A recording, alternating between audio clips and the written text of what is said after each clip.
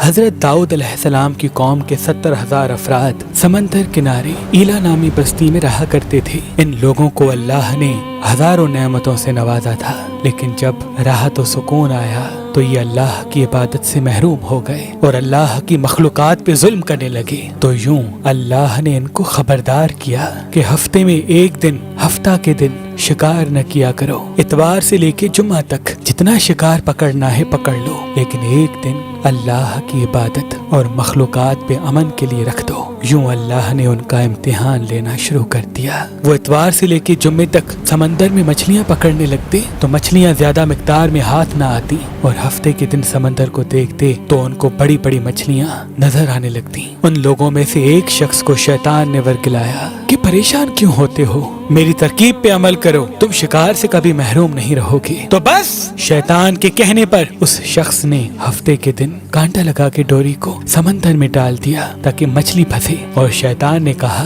اس مچھلی کو تم اتوار کے دن نکالنا، اور یوں ہفتے کی حرمت بھی باقی رہے گی اور تمہارا شکار بھی ہو جائے گا۔ بس شیطان کی بتائی ہوئی ترکیب پہ ہفتے کے دن مچھلی پھنسی رہی اور وہ اتوار کے دن نکالتا اور خوشی سے کھاتا۔ جب آس پاس کے لوگوں نے پوچھا تو ان کو بھی یہ ترکیب بتانے لگا، اور یوں اس قوم کے کچھ لوگ ہفتے کے دن مچھلی پکڑنے کے لیے جال پھینکتے اور اتوار کے دن نکالتے، اور کچھ نے تو اس سمندر میں سے نالیاں بنا کے چھوٹے چھوٹے تالاب بنا دیے، کھڈے بنا دیے، تاکہ ہفتے کے دن جیسے ہی مچھلیاں یہاں سے گزریں تو ان تالاب میں پھنس جائیں اور ہم اتوار کو ان مچھلیوں کو نکال کے پکا کے کھائیں گے۔ اس گاؤں میں کچھ اللہ کے خاص بندے بھی موجود تھے جو کہنے لگے، اے لوگو، اللہ نے ہفتے کے دن شکار کرنے سے منع کی ہے، یہ جو تم جال پھینکتے ہو یا چھوٹے چھوٹے تالاب بناتے ہو، ان میں ہفتے کے دن اگر مچھلی پھنستی ہے تو یہ شکار ہفتے کے دن کا ہوگا۔ اللہ کے عذاب سے ڈرو، اللہ کی نافرمانی نہ کرو۔ وہ لوگ ان لوگوں کا مذاق اڑانے لگے کہ ہماری جو مرضی ہوگی ہم وہ کریں گے۔ اب ان بستی میں 3 گروہ بن گئے۔ ایک ان 70,000 میں وہ لوگ تھے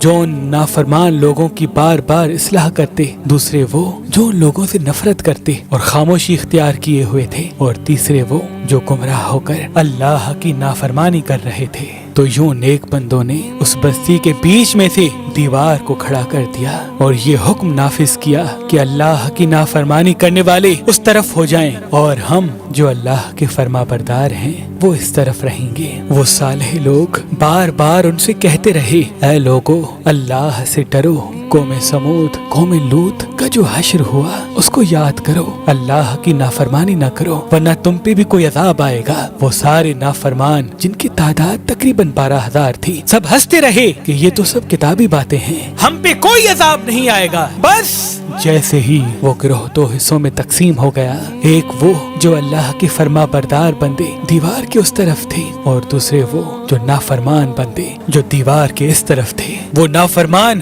پوری رات ہنستے رہے، مذاق اڑاتے رہے، اور وہ اللہ کے خاص بندے دیوار کے اس طرف اللہ سے معافی مانگنے لگے۔ بس جیسے ہی صبح ہوئی، وہ نیک صالح انسان اٹھے، انہوں نے محسوس کیا کہ دیوار کے اس طرف سے کسی انسان کی آواز نہیں آ رہی۔ جیسے ہی دیوار کی اس طرف چڑھ کے دیکھنے لگے کہ سارے کے سارے وہ لوگ بندر کی شکل میں تبدیل ہو چکے تھے اور بندروں کی حرکت کو انجام دے رہے تھے۔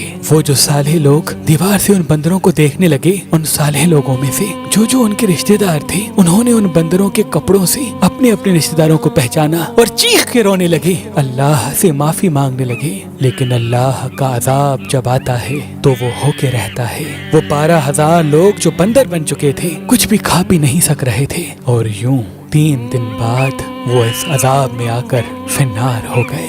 بے شک اللہ ان بندوں کو پسند نہیں کرتا جو اللہ کی نافرمانی کرتے ہیں۔ اے اللہ، ہم سب کو اپنا فرما بردار بندہ بنا، ہم کو ویسا بنا جیسا تو ہمیں دیکھنا چاہتا ہے۔ آمین ثم آمین۔